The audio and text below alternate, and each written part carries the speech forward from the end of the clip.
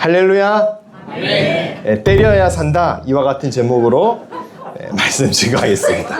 오늘은 주일학교, 이제 교회학교라는 이 주제를 갖고 우리 교회 5가지 표 중에 그 3번째 주제, 교회학교를 주제를 가지고 또 말씀 나누는 3번째 시간이 되었어요. 5월달은 이 교회학교를 주제를 가지고 우리가 함께 고민을 할 텐데, 먼저 이 말씀의 제목에 대한 오해가 있을 것 같아 미리 좀 말씀을 드릴게요. 때려야 산다. 이거는 우리 자녀들 막 때려라, 강하게 리드해라, 이런 취지가 아닙니다. 학대와 체벌은 다른 거예요. 과거에는요, 우리 학교 담임 선생님들이 좀 너무하신 분들이 계셨어요. 아침에 기분 나쁘다고, 무슨 기분 나쁜 일이 있다고 시계 풀고 애들 때리는 거예요. 심하게 체벌해요. 화풀이 대상으로 삼기도 하고요. 또 선생님들이 학생들 성적 떨어졌다고 엎드려 뻗쳐 시키고 빠따로 막 때리고 그랬던 적이 있었어요. 과하고 잘못된 겁니다. 그래서 이와 같은 사회적 분위기를 되잡고 돌리고자 학생 인권을 보호하기 시작했어요. 그 대표적인 게 두발자유예요. 원래는 귀민 몇 센치, 자매들은 치마 길이도 너무 짧으면 안 되고, 형제들도 구렛나루 길이 있었습니다. 우리 더 위 선배들 세대는, 저희 부모님 세대는 스포츠 머리 강제적으로 해야 된다고 했는데, 저 학교 다닐 때 스포츠까지는 아니었어요. 근데 규정이 있었어요. 그래서 구렛나루, 근데 그때 당시에 드라마 중에 꽃보다 남자라는 게 유행을 해가지고 다 그 뽀글뽀글 구중표 파마, 긴 머리, 그걸 샤기컷이라고 하거든요. 그게 한동안 유행을 했는데, 그 머리를 하면 선생님한테 걸리면 선생님이 가위로 잘랐어요, 머리를 그냥 바리깡으로 그냥 밀기도 했어요. 그럼 이제 강제적으로 어떻게 해요? 밀린 채로 학교 다닐 수는 없잖아요. 그러니까 삭발하고 오는 거예요. 반삭을 하고 오는 거죠. 과했어요. 저는 과하다고 생각해요. 그래서 오늘날에 이제 학생들에게, 지금 학생들은 두발 자유 제한이 없더라고요. 제가 우리 온유자매님 신방하면서 물어보니까 그런 거 없대요. 말세라 그러면 안 돼요, 또. 두발 자유된 것 같고, 아니, 두발 자유는 잘 된 거예요. 뭘 머리를 그거를 관여를 하나. 저는 그렇게 생각을 해요. 여러분, 머리 자르는 것과 성적이랑 무슨 상관이 있어요, 사실. 저는 그거는 과하다고 생각을 합니다. 제 학생들 두발 자유까지는 저는 옳다고 생각을 해요. 잘한 거라고 생각을 하는데, 과해요. 심각한 부작용이 나타났습니다. 그러니까 학생 인권을 보호하기 시작하니까 어떤 부작용이 나타나느냐? 교권이 추락하는 거예요. 선생님의 권리가 곤두박질 치기 시작하는 겁니다. 항상 어떤 문제를 해결하기 위해서 새로운 어떤 대안을 이야기하는 경우에 그 대안 때문에 발생하는 또 다른 문제가 있다는 게 지금 이 시대가 겪는 안타까움 중 하나입니다. 그래서 우리 그리스도인들은 늘 이 성경적 원리와 원칙이라는 기준으로 문제를 분석하고, 그 문제에 대한 대안을 성경이라는 기준을 갖고 제시하는 훈련이 대단히 필요합니다. 특별히 다음 세대 자녀 양육, 또 교회 학교, 여기에 이 성경적 원리라는 것 대단히 중요한 거예요. 제가 한번 또 주중 예배 때는 예화로 말씀드린 적이 있었는데, 제가 너무 충격을 받아서 지금 그 기사를 찾으니까 너무 자극적인 기사는 또 삭제를 시키나 봐요. 어떤 기사였냐면, 초등학교 5학년 학생이 수업 시간에 만화책을 본 거예요. 잘못된 행동이죠. 근데 이 잘못된 행동을 선생님이 그 학생을 그 수업 도중에 뺏은 거예요. 만화책을 뺏고 학생들 보는 앞에서 면박을 준 거죠. 어디 수업 시간에 만화책 보냐고. 그 야단칠 수 있는 일이라고 봐요. 근데 학생들 보는 앞에서 면박을 준 게 옳다는 건 아니에요. 옳다는 건 아닌데, 그 꾸지람을 듣고 난 다음에 그 수업 시간이 끝나고 쉬는 시간에 그 학생 그대로 창문을 뛰어내려서 자살했어요. 이런 사건이 있었어요. 만화책보다 걸렸는데. 죽을 일은 아니거든요, 그게. 그 억울하거나 자기가 기분 나쁠 수는 있어요. 근데 옳지 않은 일이었거든요. 그 해당 교사는 그 면책을 어떻게 피합니까? 당신이 과하게 징계했기 때문에, 체벌했기 때문에 이 문제가 발생했다. 그거 뒤집어 써야 되거든요. 스웨덴, 덴마크 선진국이라고 생각을 하잖아요. 세계에서 첫 번째로 체벌을 금지한 나라입니다. 세계에서 첫 번째로 체벌을 금지한 그 후로부터 20년 후에 유럽에서 가장 높은 10대 자살률을 기록하고 있는 나라가 스웨덴이랑 덴마크라는 점은 놀랄 일이 아니라는 거예요. 지금 이 시대는 맞아서 죽는 아이보다 안 맞아서 죽는 아이들이 더 많은 시대가 되었어요. 골대는 있는데 공을 차면 안 된대요. 전국 212개의 초등학교 점심시간에 축구를 금지했습니다. 부산 전체 초등학교 3곳 중 1곳, 그리고 105개의 초등학교 운동장 스포츠를 완전 봉쇄했어요. 골대 앞에 축구 금지라는 편말이 서 있게 됩니다. 아이들이 이제 스마트폰 보는 거예요. 이유는 2가지예요. 다치면 학교가 어떻게 책임지느냐라는 안전 민원에 대한 문제, 그리고 우리 애들은 축구 못하는데, 우리 아이는 운동신경이 둔해서 축구 못하는데 왜 쟤들만 하냐라는 상대적 박탈감 민원. 이 2가지 민원이 크다는 거예요. 이 교사들은 사고 나면 독박 쓰기 때문에 본능적으로 이제 금지를 선택하고 수학여행 없어져서요. 축구 없어졌습니다. 세상 왜 이렇게 되었을까요? 누가 이런 세상을 만들었을까요? 그리고 우리는 이런 세상에서 도대체 어떤 신앙적 가치와 자세를 가지고 살아야 할까요? 이게 지금 우리가 당면한 중차대한 지금 질문 중 하나라는 거예요. 성경은 우리에게 어떻게 권면하고 가르치고 있는지 한번 볼까요? 뭐 아이의 마음에 공감해주고 학생 인권을 최우선으로 하라, 이렇게 성경은 말할까요? 지금 전교조들이 만들어 놓은 학생 인권 조례는 과연 성경적 가르침에 부합한 내용일까요? 이걸 한번 보자는 거예요, 우리가. 오늘 말씀 한번 보겠습니다. 잠언 23장 13절로 14절입니다. 우리 함께 봉독하겠습니다. 아이를 훈계하지 아니하려고 하지 말라. 채찍으로 그를 때릴지라도 그가 죽지 아니하리라. 내가 그를 채찍으로 때리면 그의 영혼을 수올에서 구원하리라. 아멘. 성경은 명확하게 자녀를 훈계하라라고 합니다. 심지어 채찍으로 때려도 그가 죽지 않는다고 말을 해요. 이 말씀은 자녀를 학대하고 시도 때도 없이 채찍으로 두들겨 패라라는 뜻이 아니죠. 잘못된 행실과 문제에 대해서 정확하게 훈계할 수 있어야 한다는 뜻입니다. 부모의 권위를 세워야 한다는 거예요. 교육을 해야 한다는 겁니다. 우리 예수님께서는 인자하고 사랑이 많으십니다. 그러나 성전을 장사하는 소굴로 만들었을 때 노끈으로 뭘 만드셨어요? 채찍 만들어서 휘두르셨어요. 즉 예수님께서도 분명하게 훈계하시는 사역을 감당하신 거예요. 저는 오늘 우리 성도들이 채찍으로 자녀를 양육하는 예수 그리스도의 이 모습 안에서 우리 아버지 하나님의 모습을 발견할 수 있게 되시기를 바랍니다. 부모나 선생님이 자녀를 훈계하려고 하면 요새는 어떤 시대가 됐냐면 경찰에 신고한다는 거예요. 옛날에는 그런 소리 하는 애들이 있었어요. 옛날에도 말 안 듣는 애들. 경찰에 신고할 거예요 이러면 해요. 실제로 하면 경찰이 받고 선생님 말씀 똑바로 잘 들어, 엄마 말씀 똑바로 잘 들어, 뭐 하는 짓이야 하고 끊어요 경찰이. 오늘날 그런 경찰 없습니다. 신고가 접수되면 무조건 출동해요. 제가 이번 주에 그 홀리브리지 네트워크에서 목사님들 이제 모임을 갖게 되었는데 다음 세대 아이들을 전문적으로 사역하는 목사님 계세요. 거기 가운데 이런 얘기를 하시더라고요. 제가 경찰에서 아동학대 교육을 이수받고 있는 중이라는 거예요. 그래서 무슨 이야기세요 했더니 학생들이 교회에 와서 말을 안 듣는 거예요. 그러니까 뭐 컵라면 먹고 있는데 예배 시작돼야 되는데 안 나오는 거예요. 방에 틀어박혀서. 그러니까 야단을 치신 거예요. 뭐 하는 거야? 예배 시작됐는데. 했더니 그거를 바로 영상을 키더니 위협적인 목소리로 우리를 위협했다고 경찰에 신고했어요.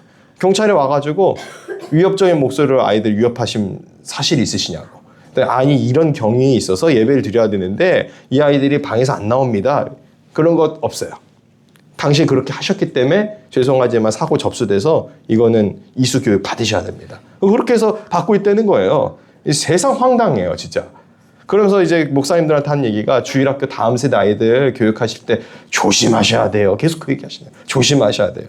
조심할 생각이 없어요 저는. 신고를 해보세요 한번. 어떻게 되나. 위축되거나 타협하거나 포기해서 안 됩니다. 이런다고. 시대적 분위기가 이렇잖아요. 조심하셔야 됩니다. 여러분 조심할 게 따로 있어요. 그 아이 영혼 망칩니다. 이럴 때일수록 때려야 됩니다. 그래야 우리 자녀들이 살아요. 이런 시대를 만들어서는 안 되는 거예요. 독극물을 마시려고 하는데 그걸 설득하고 설명합니까? 일단 뺏어야죠. 아이가 칼을 들고 휘두르는데 그걸 존중합니까? 그 손에 있는 칼을 빼앗아야 아이를 보호하는 거죠. 이것을 두고 과격하다고 하거나 폭력적이라고 말하면 안 되는 거예요. 틀림없이 성경은 채찍으로 때리면 그 영혼이 수월에서부터 구원받는다라고 기록되어 있습니다. 사랑하는 성도 여러분, 이 성경적 양육의 원칙을 절대 간과하지 마시고 마지막 때 준비된 교사의 일꾼으로서 거듭나는 은혜가 있기를 간절히 바랍니다.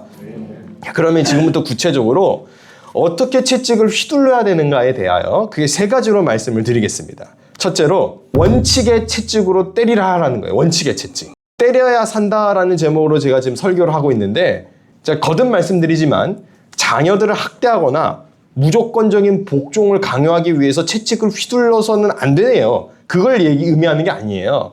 그건 미련한 행동이죠. 반성경적 행동입니다. 성경은 분명히 이렇게도 증언을 해요. 에베소서 6장 4절입니다. 함께 봉독하겠습니다. 또 아비들아 너희 자녀를 노엽게 하지 말고, 이어서 골로새서 3장 21절도 우리 함께 봉독하겠습니다. 아비들아 아멘. 자녀를 노엽게 한다는 게 도대체 무슨 의미일까요? 대표적으로 자녀를 노엽게 하는 원인이 어디 있을까요? 그것은 바로 원칙이 깨졌을 때입니다. 원칙이 깨지면은 자녀가 화나요. 선생님이 자기 기분 나쁘다고 학생들을 화풀이 대상으로 때린다? 그건 철저하게 잘못된 행동입니다.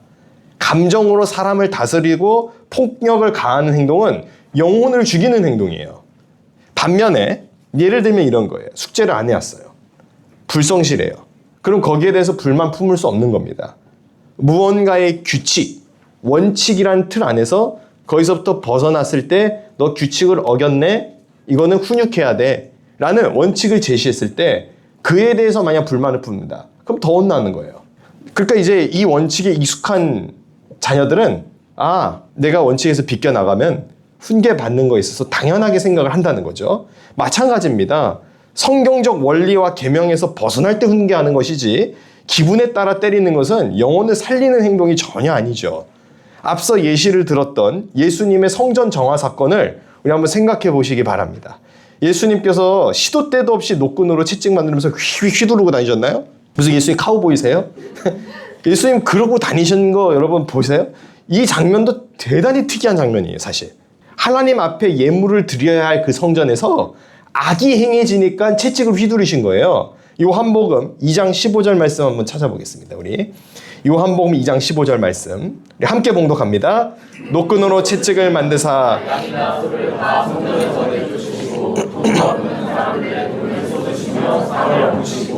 자, 예수님께서 상도 엎으세요. 채찍만 휘두르신 게 아니고. 그럼 여러분 이 장면이 온유해 보여요? 아니면 과격해 보여요? 과격해 보이지 않나요? 모세는요, 지면에서 온유하기로 가장 뛰어나다라고 성경은 기록하고 있는데, 그가 십계명 돌판 들고 내려왔을 때 어디다 던지잖아요. 금송아지 못 견디고. 거룩한 분노가 있는 거예요. 그게 온유한 사람들의 특징이에요. 온유하다 그러는 게 뭐 화낼 줄도 모르고 바보처럼 헤헤 웃고 있는 게 온유한 게 아니에요. 그 온유하신 하나님의 아들 예수님께서 이와 같은 과격한 모습을 보여주셨을 때는 그럴 만한 이유가 있는 거예요. 이거 단순히 성전에서 장사했기 때문에 화내셨다. 그거 아닙니다. 당시 가난한 이들을 착취하기 위해서 이 종교 권력자들이 장사꾼들과 결탁을 해요. 그러니까 이 종교 지도자들이 어떤 일을 벌이냐면 백성들이 하나님 앞에 드릴 예물을 잘 준비해서 갖고 와요. 근데 트집을 잡아요. 흠 있어 안 돼? 더러워 냄새나. 어디 하나님 앞에 이런 걸 갖다 바쳐? 통과 안 시켜요. 그걸 힘들게 준비해서 갖고 왔는데 그 예물이 거절당하면 뭐 예배 안 드리고 그냥 가나요? 제사 드려야 될 거 아니에요. 화목제. 그럼 통과가 안 됐어요. 내가 갖고 온 예물은. 그럼 어떻게 해야 될까요? 살 수밖에 없어요. 이미 성전 안에서 판매하고 있는 검증된 예물들. 그럼 그거 누가 팝니까? 장사꾼들이 팔아요. 그럼 장사꾼들한테 그 짐승을 울며 겨자 먹기로 비싼 값에 사요. 자기가 준비해온 예물을 통과가 안 돼서. 그걸 샀는데 이게 더 지저분해요. 근데 이거는 뭐라 안 해요. 그걸로 하나님 앞에 예물을 드려버려요. 그럼 이 장사꾼들은 성전 안에서 장사하려면 어떻게 해야 됩니까? 이 장사세를, 자릿세를 이 종교 지도자들에게 또 내는 구조예요. 종교 지도자들은 이 장사꾼들이 장사가 되게끔 예물 드리러 오는 사람들 걸 퇴짜를 넣고, 퇴짜 맞아서 돌아가는 백성들은 울며 겨자 먹기로 이 종교 장사꾼들한테 속아서 환전치기를 당하는 거죠. 그래서 장사꾼들이 환전해서 내는 구조, 성전세로 환전을 해가지고 일부의 수수료를, 인센티브를 누가 챙겨가요? 그 서기관들과 외식하는 바리새파들이 챙겨가는 구조가 형성이 된 거. 이걸 두고 이제 거대한 악의 카르텔이 형성이 된 겁니다. 이때 당시에. 자, 근데 이 악의 카르텔이 이제 어디를 중심으로 형성이 되냐? 성전을 중심으로 형성이 된 거예요. 하나님 앞에 예배드리고 기도해야 할 자리에 장사꾼들이 악이 결탁하여 가난한 이들을 착취하는 형태를 만들어내니까 우리 주님이 분노하시는 거예요. 노끈으로 채찍을 만들어서 상을 엎으십니다. 여기에 강력한 복음의 원칙이 있어요. 예배가 무시당했어요. 두 번째 성전, 세 번째 영혼.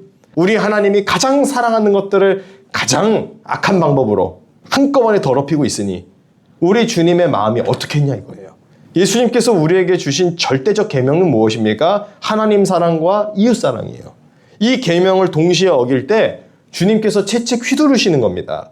저는 이 원칙이 오늘 우리 교회 학교 및 자녀들을 훈계하는 원칙의 채찍으로 적용되기를 간절히 원합니다.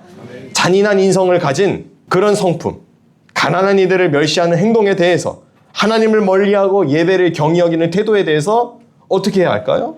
단호히 채찍을 들어야 한다는 거예요. 채찍에 맞으면 아픕니다. 원칙 안에 들어가면 불편하고 답답해요. 그런데 그것이 나를 살려요. 기도 시간, 예배 시간을 원칙으로 세워놓으면 꼭 이렇게 말하는 분이 있어요. 아, 저거 바리새인 아니냐고. 초창기 감리교 홀리클럽이 이와 같은 비난을 받았습니다. 웨슬리, 휘필드 이런 분들이 옥스퍼드에서 홀리클럽을 했거든요. 기도 모임, 정확한 성경 공부 모임. 그랬더니 받는 비난이 뭡니까? 바이블 못 쓰라는 거예요. 저 성경 벌레들. 성경이나 좀 먹는 벌레라는 거예요. 메도디스트, 규칙쟁이들이라는 거예요. 근데 그 비난의 공격이 지금 감리교의 별칭이 되었어요. 감리교도를 향하여 메도디스트라고 합니다. 그 뜻이 규칙쟁이라는 거예요. 여러분 규칙쟁이들이세요? 규칙으로부터 상당히 우리가 자유롭잖아요. 그러니까 이 원칙이 무너진 감리교가 우스워진 거예요. 지금 사실은. 감리교 하면 자유주의. 감리교는 리버럴해. 아, 감시인데 감리교 신학 그건 자유로운 데야. 이거는 감리교 정신이 아니에요. 감리교는 자유로운 곳이 아니에요. 수도원에 준하는 메도디스트, 규칙적 원리에 따르는 이들이 원래 감리교인들이에요. 기도 생활 열심히 하고 말씀에 거의 바리새인에 준하는 급에.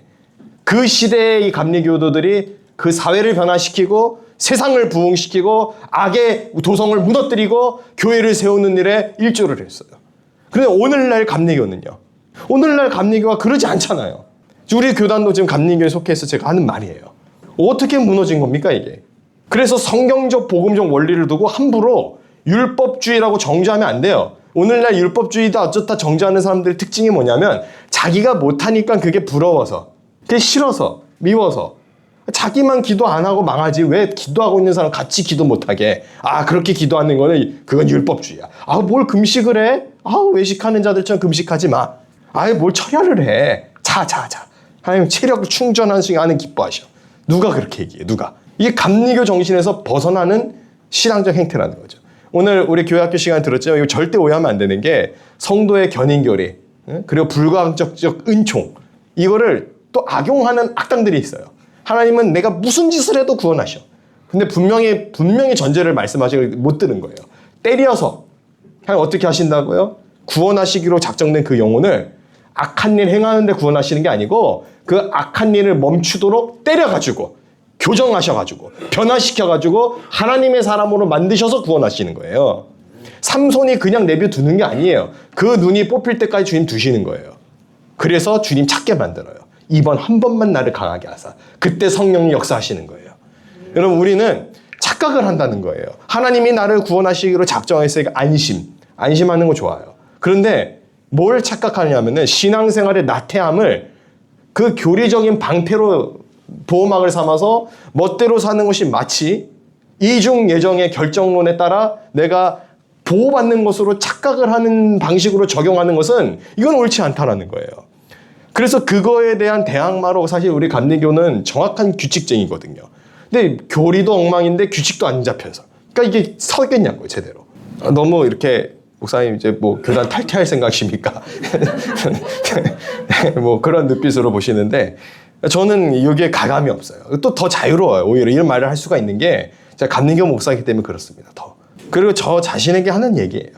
제가 과연 웨슬리 목사님 같은 그런 바이블모스와 그리고 그런 메도디스트의 영성을 갖고 목회를 하고 있는가에 대하여 끊임없이 점검을 하는 거예요.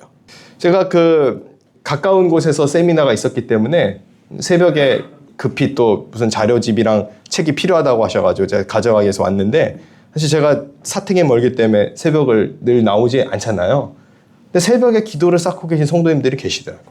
그 기도가 이 교회를 살리는 거지 목회자의 개인적인 능력과 재량과 달란트로 교회가 이끌어져 가는 게 아니라는 거예요. 교회를 이끄는 중심축은 성도의 기도예요. 성도의 헌신이에요.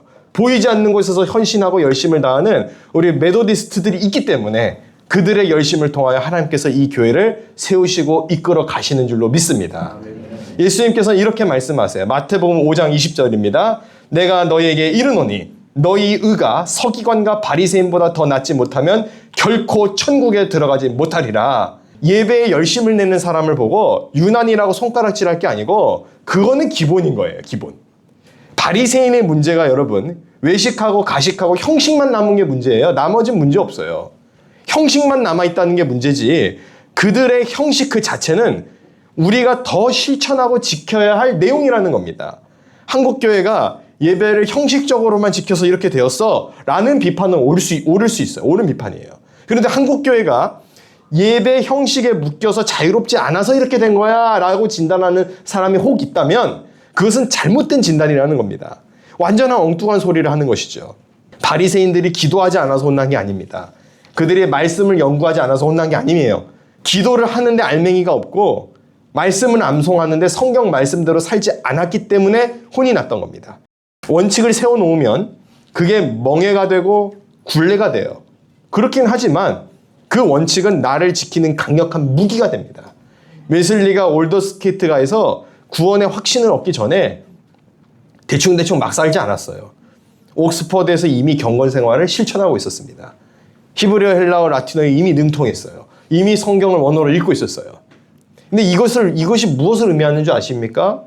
구원의 확신을 얻고 나서 거룩해지는 것이 아니라 거룩함을 실천하고 있었더니 구원의 확신이 찾아왔다라는 거예요.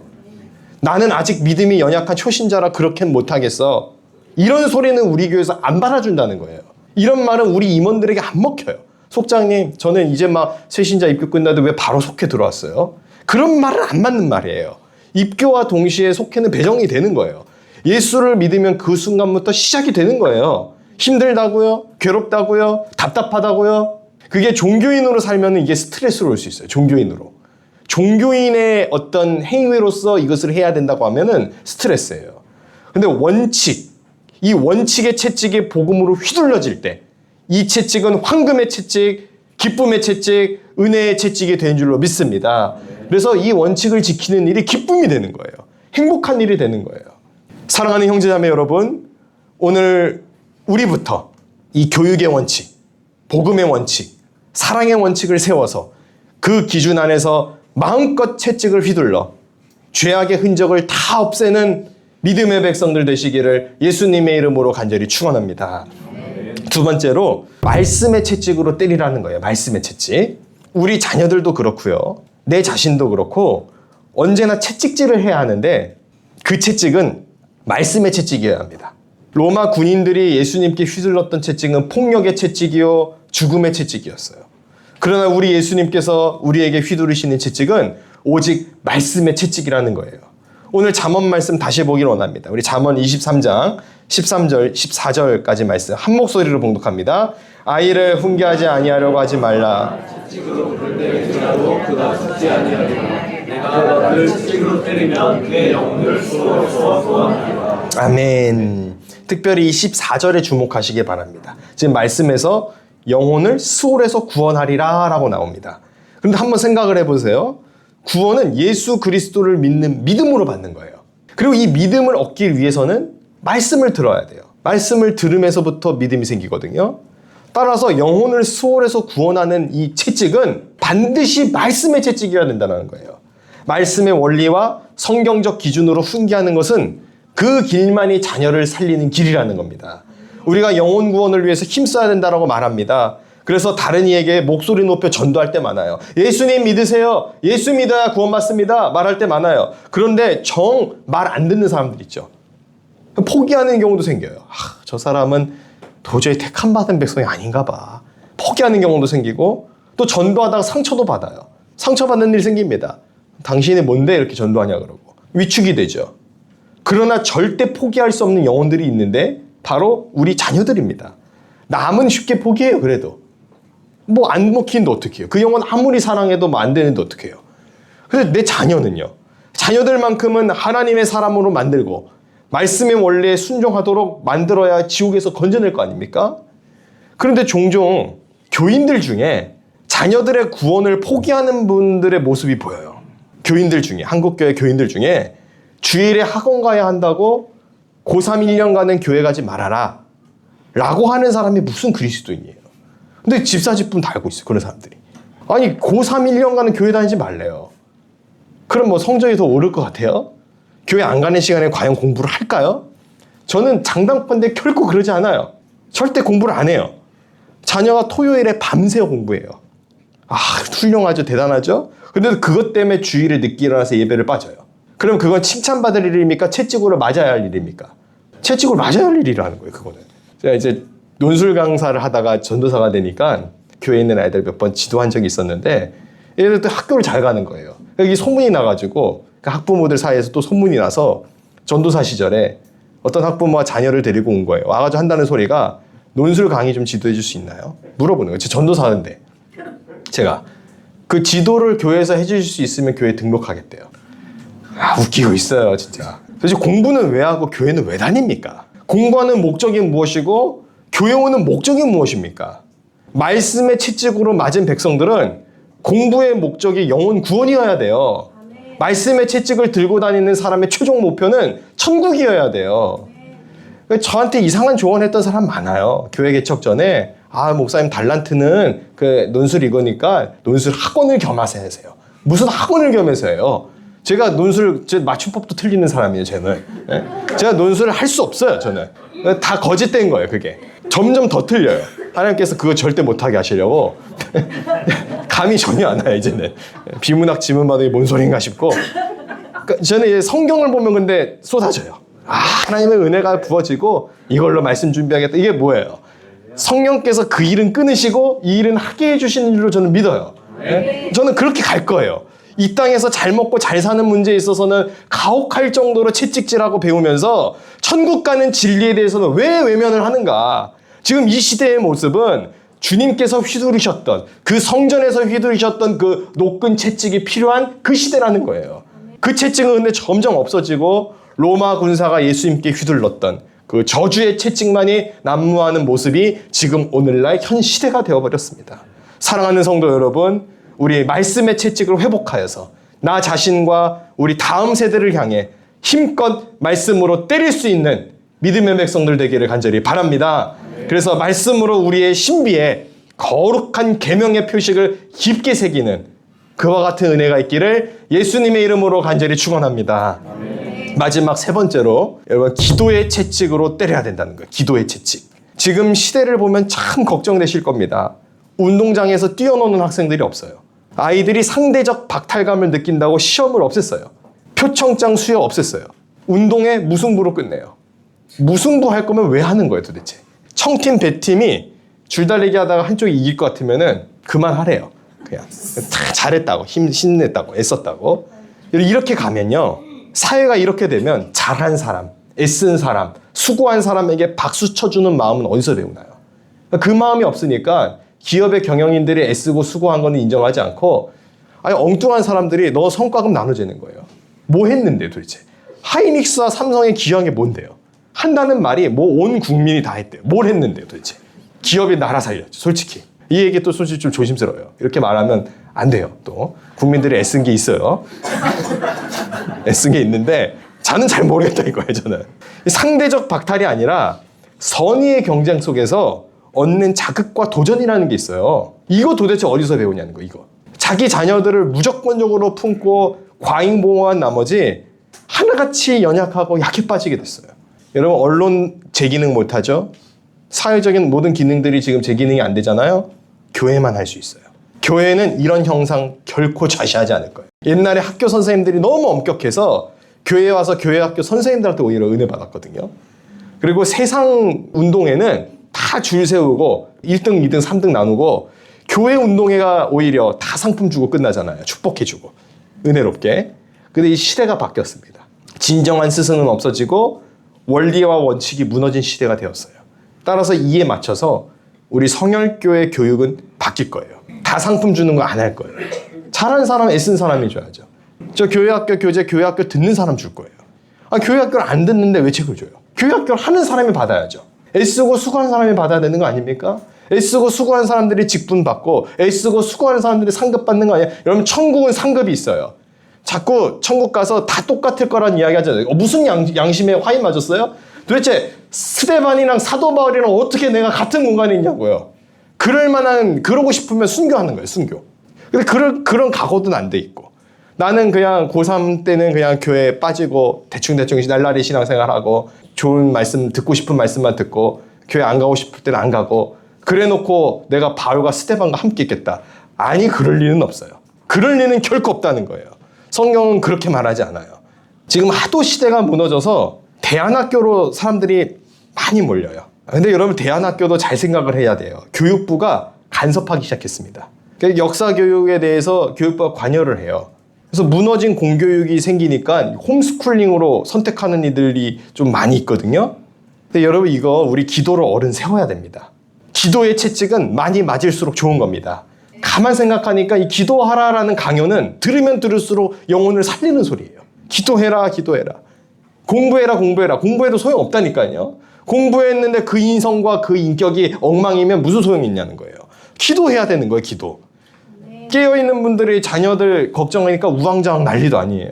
학교 해야 됩니다. 이거 해야 됩니다. 이 책 나와야 됩니다. 이 성경 세계관 교육해야 됩니다. 막 우후죽순 나오긴 나와요. 꽤 있어요, 좋은 자료들도. 근데 우리 생각해 봐야 할 게 뭐냐면 여기서 해야 할 점검은 뭐냐? 바로 내 손에 기도의 채찍이 있는가? 모니카는 어거스틴 교육 못했어요. 지성이 됩니까? 뭐가 됩니까? 기도로 그를 세운 거예요. 기도만으로 그를 바꾼 거예요. 나는 기도의 채찍으로 맞았는가? 거듭 말씀드리지만 기도하는 자녀는 망하지 않습니다. 눈물의 자녀는 반드시 하나님께서 구출하시고 변화시켜서 사용하여 주십니다. 자꾸 방법론을 고민하거든요. 그쪽으로 우리의 신경이 다 가 있어요. 방법론 물론 중요합니다. 저도 프로그램 만들 거예요. 그거 중요해요. 근데 가장 중요한 것이 무엇이냐? 기도하는 거라는 거예요. 자녀들을 훈계를 기도로 해야 됩니다. 감정적으로 하는 게 아니고 기도하는 거예요. 기도하는 부모에게서 기도하는 자녀가 나옵니다. 기도하는 교사에게서 기도하는 제자가 나와요. 기도는 그 자체가 교육이고 그 자체가 무기입니다. 그래서 우리 자녀들이 어떤 요구와 질문에 대해서 우리 반드시 되질문해야 돼요. 너 기도해봤어? 물어봐야 돼요. 점검해야 돼요. 이 질문이 우선이 돼야 됩니다. 아빠 나 컴퓨터 사줘. 너 기도해봤어? 하나님이 그거 필요로 해? 아빠 나 핸드폰 사줘. 기도해봤어? 뭐 할 건데 그걸로? 아빠 나 학원 보내줘. 그 학원 왜 가야 돼? 너 기도해봤어? 아빠 나 이 학교로 진학하고 싶어. 너 기도해봤어? 아빠 나 이거 나중에 커서 이거 할 거야. 너 기도해봤어? 아빠 나 배고파. 너 기도해봤어? 기도해봐야 물어봐야 되는 거예요. 이스라엘 백성들이 광야에서 범죄해가지고 불뱀한테 물린 사건이 있었죠. 그래서 이들이 놋뱀을 보고 다시 살게 되었습니다. 근데 이 사건을 정확히 보면요. 놋뱀이 이들을 살린 게 아니고 모세가 휘두른 기도의 채찍이 이 백성들을 살려 놓았다라는 거예요. 여러분 놋뱀 그 자체는 우상이 돼요. 나중에 결국. 놋뱀 자체가 효험이 있는 게 아니고 그 놋뱀을 세우라고 하신 주님의 명령이 떨어지기 전에 모세가 백성들을 위하여 기도했기 때문에 그 놋뱀이 능력 있는 십자가의 능력으로서 구원하는 효력이 나타났다는 거예요. 예수님의 십자가의 능력. 그 십자가는 예수님이 십자가에 달리시기 전에는 그냥 형틀이잖아요.